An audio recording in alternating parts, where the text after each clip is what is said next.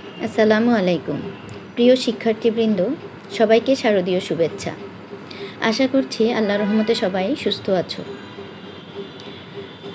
বেশ কয়েকদিন পুজোর ছুটিতে থেকে আবার আমরা অনলাইন ক্লাসে যুক্ত হয়েছি। ছুটির আগে শব্দ গঠন পর্বে আমি প্রকৃতি ও প্রত্যয়ের প্রথম অংশ আলোচনা করেছিলাম।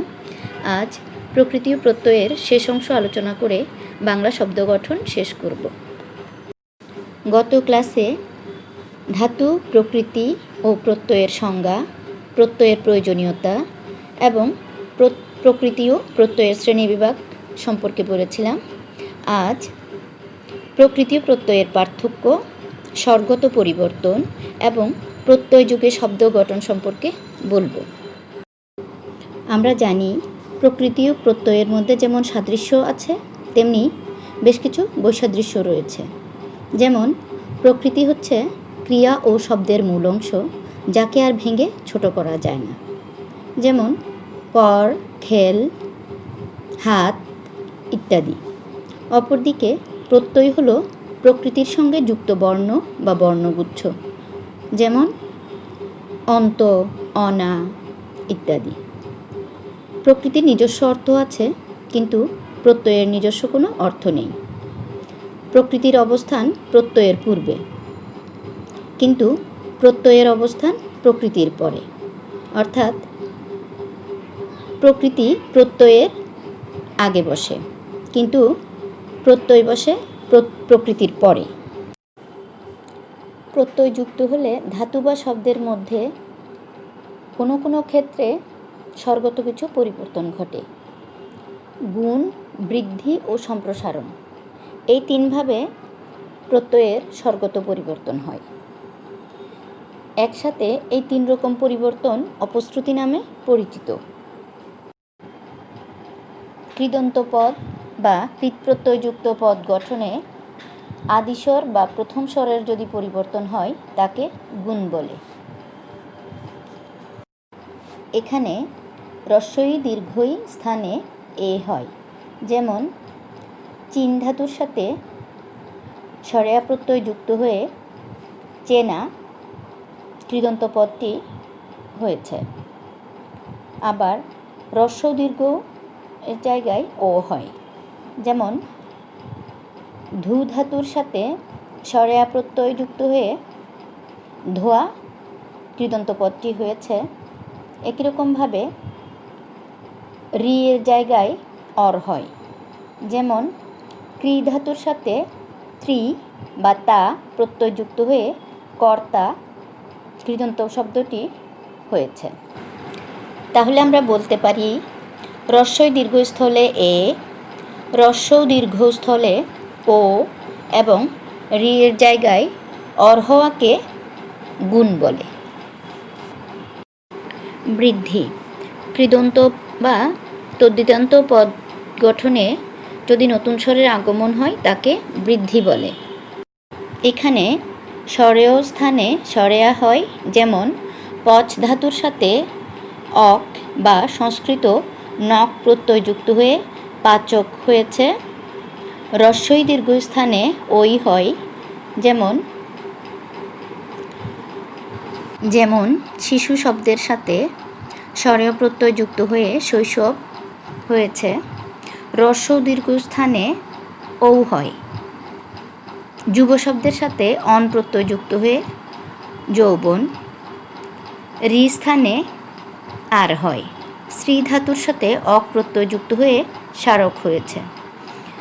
তাহলে আমরা বলতে পারি স্বরস্থানে সরেয়া, রি হ্রস্বই দীর্ঘ স্থানে ওই, হ্রস্ব দীর্ঘ স্থানে ঔ এবং রি স্থানে আর হওয়াকে বৃদ্ধি বলে।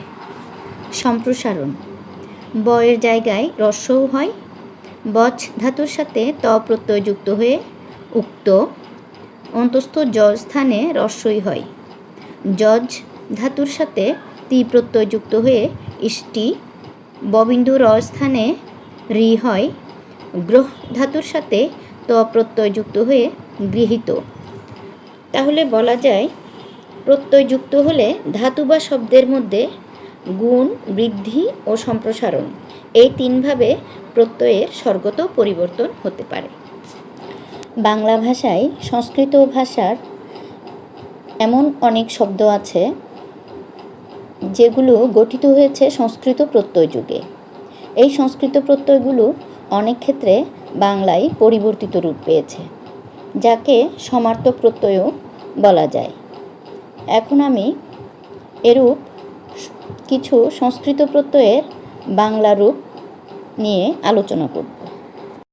যেমন সংস্কৃত বিন প্রত্যয় এর বাংলা রূপ বি, অর্থাৎ মেধা শব্দের সাথে সংস্কৃত বিন বা বাংলা বি প্রত্যয় যুক্ত করে মেধাবী শব্দ গঠন করা যায়।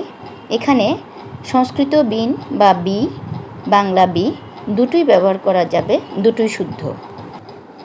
এরূপ মূর্ধন্য ষঞ স্বরেয়, মূর্ধন্য ষঞ জফলা বাংলা রূপ অন্তস্থ জ, মূর্ধন্য ষঞ রস্বইকার শি বাংলা রূপ রস্বই, শিক ইক, অনট অন, নক অক, ইমন ইমা, ত্রিচ তা, সাঞ্চ মান, টিয়া টে ইত্যাদি। এখন আমি প্রত্যয় নির্ণয় করার উপায় সম্পর্কে বলবো। আমরা জানি প্রত্যয় গঠিত শব্দের উৎস দু প্রকার, প্রথমত ধাতু, অন্যটি শব্দ। প্রত্যয় গঠিত শব্দকে বিশ্লেষণ করলে মূল অংশ হিসেবে কখনো ধাতু আবার কখনো শব্দ পাওয়া যায়। মূল শব্দটি যদি ক্রিয়া বা ধাতু হয় তাহলে কৃৎ প্রত্যয় হয়, আর নাম শব্দ হলে তদ্ধিত প্রত্যয় হয়। যেমন পড়া একটি ক্রিয়াপদ, এটি বিশ্লেষণ করলে পাই পর ধাতু এবং আ প্রত্যয়। এখানে পর ক্রিয়া প্রকৃতির সাথে বা ধাতুর সাথে স্বরেয়া প্রত্যয় যুক্ত হয়েছে, তাই এটি একটি কৃৎ প্রত্যয়। অন্যদিকে হাতল একটি শব্দ, হাত শব্দের সাথে ল প্রত্যয় যুক্ত হয়ে হাতল হয়েছে, সুতরাং হাতল একটি তদ্ধিত প্রত্যয়ের উদাহরণ। আমরা জানি প্রত্যয় শব্দ গঠনের অন্যতম পদ্ধতি। প্রত্যয় ছাড়াও শব্দ গঠনের আরও পদ্ধতি রয়েছে, তবে সব ধরনের শব্দই যে প্রত্যয়ের আওতায় আসবে এমন নয়। বাংলায় অসংখ্য কৃত তদ্ধিত প্রত্যয় রয়েছে।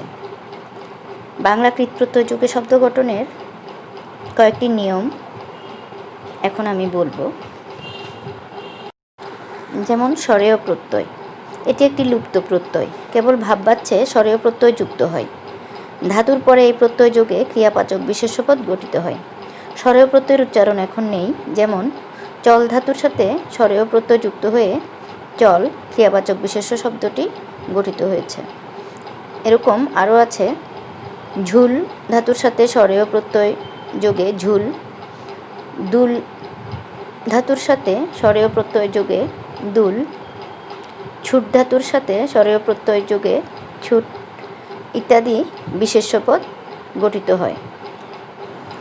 অন প্রত্যয় যোগে শব্দ গঠন, কাঁধ ধাতুর সাথে অন প্রত্যয় যোগে কাঁদন, নাচ ধাতুর সাথে অন প্রত্যয় যোগে নাচন, অনা প্রত্যয় যোগে শব্দ গঠন।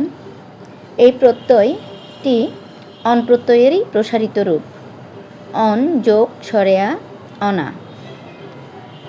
কর ধাতুর সাথে অনা প্রত্যয় যোগে কর্ণা, কাঁধ ধাতুর সাথে অনা প্রত্যয় যোগে কান্না। এরূপ খেলনা, গাওনা, ঢাকনা ইত্যাদি।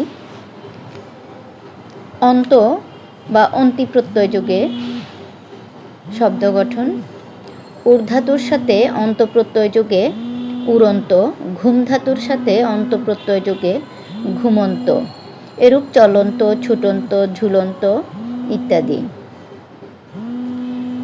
আই প্রত্যয় যোগে শব্দ গঠন, লড় ধাতুর সাথে আই প্রত্যয় যোগে লড়াই, এরকম ঝালাই, ঝাড়াই, ঢালাই ইত্যাদি।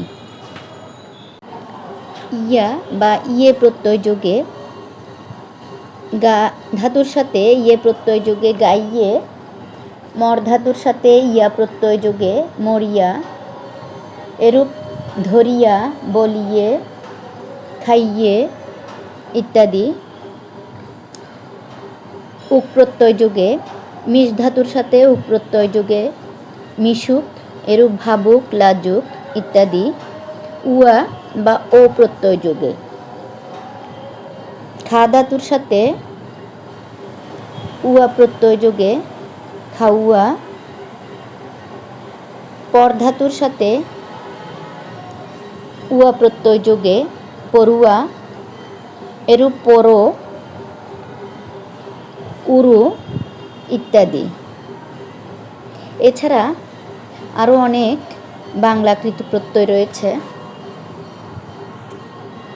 এবার সংস্কৃত কৃৎপ্রত্যয়ের পরিবর্তিত রূপ অর্থাৎ বাংলা রূপের সাহায্যে কয়েকটি শব্দ গঠনের নিয়ম বলবো।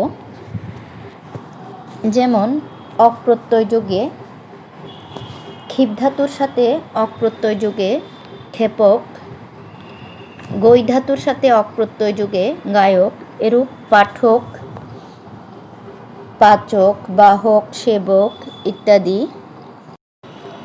ইত প্রত্যয় যোগে লিখ ধাতুর সাথে ইত প্রত্যয় যোগে লিখিত, এরূপ লুণ্ঠিত, গ্রন্থিত, কুণ্ঠিত ইত্যাদি। উক প্রত্যয় যোগে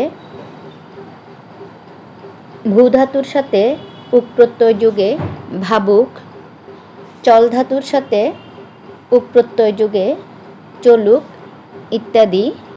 তব্য প্রত্যয় যোগে দা ধাতুর সাথে তব্য প্রত্যয় যোগে দাতব্য, এরূপ গন্তব্য, কর্তব্য ইত্যাদি। তা প্রত্যয় যোগে ক্রি ধাতুর সাথে তা প্রত্যয় যোগে কর্তা, এখানে ধাতুর গুণ হয়েছে অর্থাৎ আদিস্বরের পরিবর্তন হয়েছে, এরূপ নেতা, দাতা, গ্রহিতা ইত্যাদি। এখন বাংলা তদ্ধিত প্রত্যয় যোগে কয়েকটি শব্দ গঠন বলবো। প্রথমেই সরেয়া প্রত্যয় যোগে, যেমন পাগল শব্দের সাথে সরেয়া প্রত্যয় যোগে পাগলা, এরূপ ঘোড়া, হাতা, বাদলা, কাঁচা, বাঁকা ইত্যাদি। আই প্রত্যয় যোগে ভালো শব্দের সাথে আই প্রত্যয় যোগে ভালাই, এরূপ বড়াই, মিঠাই, চোরাই, ঢাকাই, কানাই ইত্যাদি। আমি বা আমো প্রত্যয় যোগে ন্যাকা শব্দের সাথে আমি প্রত্যয় যোগে ন্যাকামি, পাগল শব্দের সাথে আমো প্রত্যয় যোগে পাগলামো, এরূপ নোংরামি, নোংরামো, বাঁদরামি, বাঁদরামো ইত্যাদি। বাংলা শব্দ গঠনে সংস্কৃত তদ্ধিত প্রত্যয়ের প্রচুর প্রয়োগ দেখা যায়। যেমন আয়ন প্রত্যয় যোগে দ্বৈপায়ন, বাৎসায়ন, চান্দ্রায়ন, নারায়ণ। এখানে আয়ন প্রত্যয় বংশধর বা জাত অর্থে ব্যবহৃত হয়েছে। রস্বই প্রত্যয় এখানে পুত্র অর্থে ব্যবহৃত হচ্ছে। যেমন রাবণের পুত্র রাবণী, দশরথের পুত্র দাশরথী, এরূপ আর্জুনী, সৌমিত্রী, দ্রোণী ইত্যাদি। ইক প্রত্যয় যোগে অনুর সাথে ইক প্রত্যয় যোগে আণবিক, এরূপ ঐচ্ছিক, প্রাত্যহিক, নৈতিক, দৈনিক, দৈহিক ইত্যাদি। ইমা প্রত্যয় যোগে নীলিমা, নীল শব্দের সাথে ইমা প্রত্যয় যোগে নীলিমা, এরূপ মধুরিমা, দ্রাঘিমা, কালিমা ইত্যাদি। বাংলা ভাষায় বিদেশি তদ্ধিত প্রত্যয় ব্যবহৃত হয়ে শব্দ গঠনে এবং ভাষা সমৃদ্ধি সাধনে সহায়তা করেছে। এই বিদেশি প্রত্যয়গুলোর মধ্যে বিশেষ করে ফার্সি এবং আরবি শব্দাংশই বাংলায় বেশি প্রচলিত। যেমন আনা প্রত্যয় যোগে বাবুয়ানা, বিবিয়ানা, মুন্সিয়ানা ইত্যাদি। ওয়ালা বা ওয়ালি প্রত্যয় যোগে বাড়িওয়ালা, মুড়িওয়ালা, গাড়িওয়ালি, বাড়িওয়ালি ইত্যাদি। খানা প্রত্যয় যোগে মুদিখানা, ছাপাখানা, চিড়িয়াখানা, জেলখানা। এছাড়া আরও অনেক প্রত্যয় আছে যেগুলো আমি বলেছি এবং স্ক্রিনে দেওয়া হয়েছে। এগুলো ছাড়াও বাংলা ব্যাকরণের বিভিন্ন বইতে তোমরা পাবে। এগুলো ভালো করে অনুশীলন করলে প্রকৃতি প্রত্যয় নির্ণয় করা সহজ হবে আশা করছি।